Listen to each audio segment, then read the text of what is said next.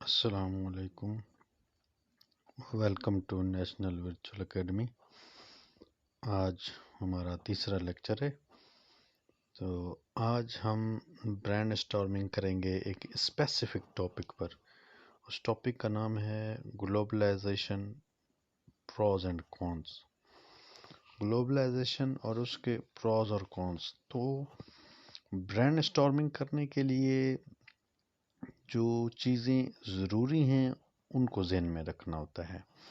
तो ये जो हमें ब्रांड स्टॉर्मिंग करने के लिए टॉपिक मिला है, जिस पे हमने आउटलाइन बनानी है, ये प्रीवियस एग्जाम में भी आ चुका है। शायद ये 2019 में या 20 में ये ऐसे पेपर में आया था। ये globalization, its pros and cons, इसके फ़वाइद और इसके नुकसान। तो ये टॉपिक, तो अब इसकी ब्रांड स्टॉर्मिंग हम किस तरह करेंगे। तो सबसे पहले हमने ये देखना है कि ब्रांड स्टॉर्मिंग करने से पहले कि ये ब्रांड स्टॉर्मिंग किस तरह हमने करनी है और कितने पार्ट्स में हमने इसको डिवाइड करना है, पहले तो हम ये अंडरस्टैंड करेंगे।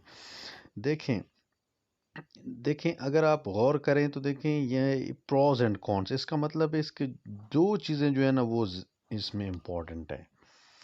दो नुक्ते इसने हाईलाइट किए हैं। तो हमने भी अपने ब्रांड स्टॉर्मिंग करने से पहले अपनी इस ब्रांड स्टॉर्मिंग को हम दो हिस्सों में डिवाइड करेंगे। तो इस तरह आप क्या करें, इसको ये बीच में से ये लाइन लगाएं, लिख दें globalization, its pros and cons, इस तरह लिखें, इस बीच में लाइन लगाएं और ऊपर ये जो मैंने लिखे ये यहाँ आप इसके प्रोज लिख दें, नीचे यहाँ आप इसके क्या कर दें, यहाँ आप इसके कॉन्स लिख दें। तो इस तरह ये क्या हो जाएगा, ये इसके आप प्रोज और कॉन्स दोनों आप बना लोगे। उसके बाद अच्छा, जब हमने प्रोज और कॉन्स बनाने हैं, इसके ऊपर हम इसके फ़वाइद लिखते हैं, नीचे हम इसके नुकसानात लिखते हैं ग्लोबलाइजेशन के। तो आपने लैंग्वेज के बारे में नहीं सोचना कि किस तरह की लैंग्वेज होनी चाहिए, फ्रेजल लैंग्वेज होनी चाहिए या सेंटेंस लैंग्वेज होनी चाहिए, ये आपने बिल्कुल भी नहीं सोचना। आपके जहन में जो भी लफ्ज़ जिस तरह भी आए, लेकिन आपने पहले ऊपर फ़वाइद लिखने हैं, नीचे आपने क्या लिखना है, नुकसानात लिखते हैं। तो वो मैंने आगे लिख दिए हैं। तो आइए आगे देखते हैं। देखो ये क्या है हमारे पास, ये हमारे पास है प्रोज। प्रोज तो देखें, प्रोज ऑफ ग्लोबलाइजेशन। तो प्रोज में क्या है, तो प्रोज अगर आप देखते हैं तो प्रोज ऑफ ग्लोबलाइजेशन, तो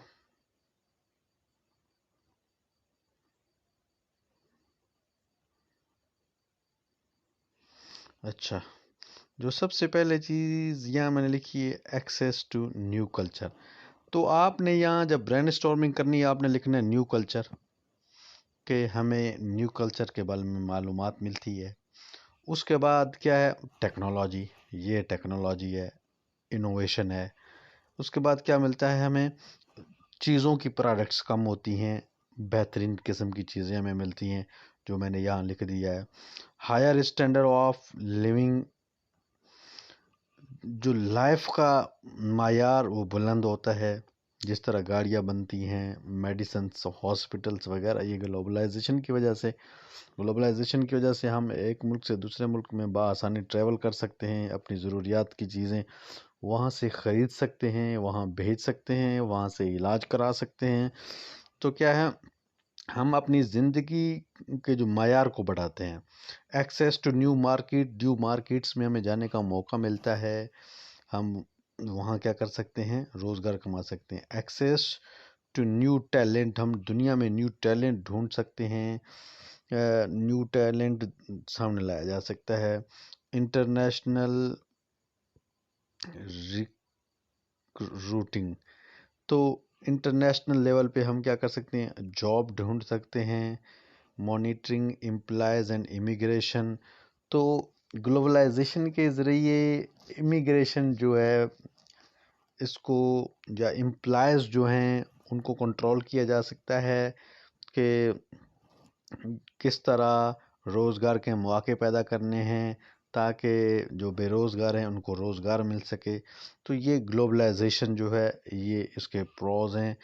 शॉर्टनिंग इंटरकल्चरल गैप, जो इंटरकल्चरल गैप हैं of the different parts of the globe, उनको ये ग्लोबलाइजेशन कम करती है। तो ये क्या हुआ, ये प्रोज ऑफ ग्लोबलाइजेशन हो गए। तो अब इसको सेकेंड स्टेप में हम क्या करेंगे, इसको हम रीअरेंज करेंगे। जो चीज़ें इसकी अहम है वो पहले लिखेंगे, जो गैर अहम मतलब जिसकी अहमियत कम है वो बाद में लिखेंगे। इस तरह हम क्या करेंगे, इस इसको तरतीब देंगे, रीअरेंजमेंट हम करेंगे इसकी।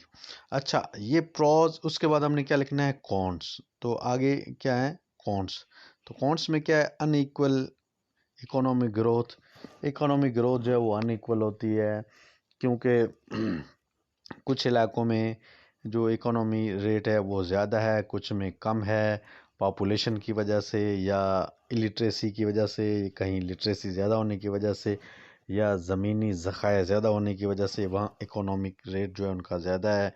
लेक ऑफ लोकल बिजनेस, इस तरह से लोकल बिजनेस को नुकसान होता है, क्योंकि इंटरनेशनल मार्केट में ज़्यादा मुफीद चीज़ें कम कीमत में चीज़ें में मिल जाती हैं, मुकामी तौर पर बनने वाली चीज़ें उस मायार पे नहीं पूरी उतरती, तो हम उनको क्या करते हैं, विथड्रॉ कर देते हैं। तो उनकी जानिब हम रग़बत कम कर देते हैं।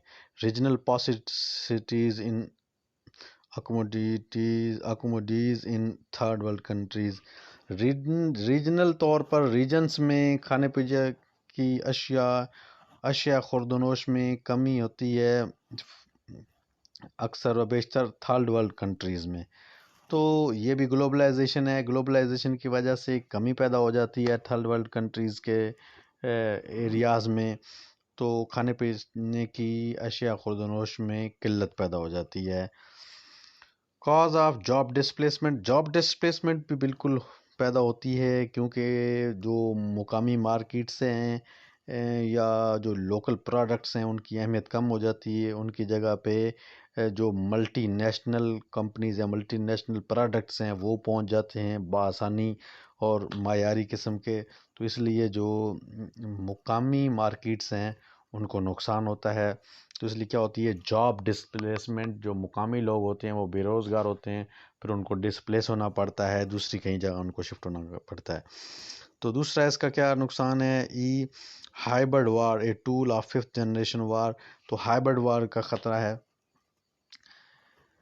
और उसके अलावा menace of explosion of nuclear weapons, nuclear weapons का ख़तरा है, ताकि ये ना चल जाएं। Global warming and destruction of nature, global warming भी ग्लोबलाइजेशन की वजह से, गाड़ियों की वजह से, फैक्ट्रीज इंडस्ट्रीज़ की वजह से जो ग्लोबल वार्मिंग पैदा हो गई है। एक्सप्लॉट्स ऑफ चीपर लेबर मार्केट, जो चीपर मार्केट हैं जो उनकी एक्सप्लॉयटेशन होती है, क्योंकि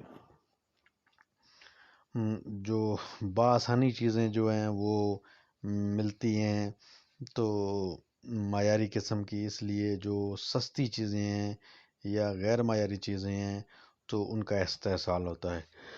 तो ये क्या है, ये इसके कौन से हैं। तो हमने क्या करना है, अब फाइनली जब हम इसकी आउटलाइन बनाएंगे तो उसमें हमने कौन कौन सी चीज़ें रखनी है।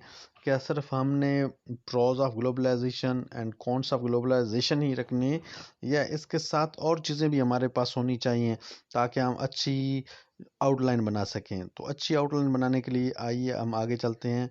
हमारा जो नेक्स्ट पेज है हम उस पर चलेंगे। तो नेक्स्ट पेज में हम देखें क्या है। सबसे पहले हमारे पास इंट्रोडक्शन है आउटलाइन बनाने के लिए। इंट्रोडक्शन के बाद हमारे पास क्या है, सबसे पहले हमारे पास इंट्रोडक्शन है। इंट्रोडक्शन के बाद हम उसकी थीसिस स्टेटमेंट लिखेंगे।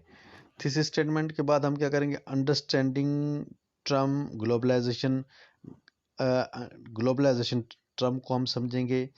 उसके बाद मैनिफेस्टेशंस ऑफ ग्लोबलाइजेशन, तो ग्लोबलाइजेशन क्यों पैदा हुई, ग्लोबलाइजेशन की ज़रूरत क्यों पड़ी, या दुनिया ग्लोबलाइजेशन में क्यों चेंज हुई, इसके क्या रीज़न्स हैं, वहाँ एक दो आप रीज़न भी लिखेंगे। उसके बाद प्रोज जितने ज़्यादा हो सकें 8 से 10 प्रोज आपने लिखने हैं, क्योंकि इसका जो मेन थीम है वो प्रोज एंड कॉन्स है। फ़ायदे और नुकसानात हैं। तो इसीलिए आपने प्रॉस जो हैं वो ज़्यादा लिखने हैं, उसके सब टॉपिक्स आपने ज़्यादा बनाने हैं। और उसके बाद क्या है, कॉन्स। तो ये जो कॉन्स हैं, कॉन्स भी आपने ज़्यादा लिखने हैं। अगर आप प्रॉस 8 बना रहे हैं तो आप कॉन्स जो हैं 6 से 7 बना लें। मतलब 1-2 कम होने चाहिए, क्योंकि नुकसानात जो हैं उसकी तरफ, मतलब मनफी सोच जो है उसको कम यूज़ करें। उसके बाद रिकमेंडेशंस, तो आपने यहाँ रिकमेंडेशंस ज़्यादा नहीं देनी, क्योंकि आपने सबसे पहले इस टॉपिक की जो लेंथ है उसको समझना है। टॉपिक की जो मैथ है वो ये है कि प्रोज एंड कॉन्स, तो हमने प्रोज एंड कॉन्स को ज़्यादा फोकस करना है। इसके रिकमेंडेशंस या मैनिफेस्टेशंस जो है इनको कम फोकस करना है। तो मैनिफेस्टेशंस अगर हम लिख देंगे तो ये हमारी बहुत बड़ा सपोर्ट करेंगे, टॉपिक को ज़्यादा क्लियरेंस देंगे। तो रिकमेंडेशंस कितनी होनी चाहिए? ज़्यादा से ज़्यादा 3 होनी चाहिए या 4, फाइनली 4 से ज़्यादा रिकमेंडेशंस नहीं होनी चाहिए। रिकमेंडेशंस के बाद हमने एंड में क्या कर देना है, 7 नंबर का कंक्लूजन लगा देना है। तो इस तरह ये हमारा जो है फाइनल टॉपिक बन जाएगा। तो ये आपका होमवर्क है। आपने वो जो मैंने पीछे थीसिस स्टेटमेंट बनाई है उसी को आपने आउटलाइन में बनाकर मुझे आपने सेंड करना है। इसकी जो लास्ट डेट है वो आपको मैं दे रहा हूँ संडे। तो संडे पे आपने ये सबमिट करानी है। मेरा मोबाइल नंबर, व्हाट्सएप नंबर जो है वो आपके पास मौजूद है। तो आप उस व्हाट्सएप नंबर पे मुझे आपने आउटलाइन सेंड करनी है। मैं आपको इवैल्यूएट करके वो आउटलाइन वापस सेंड करूँगा।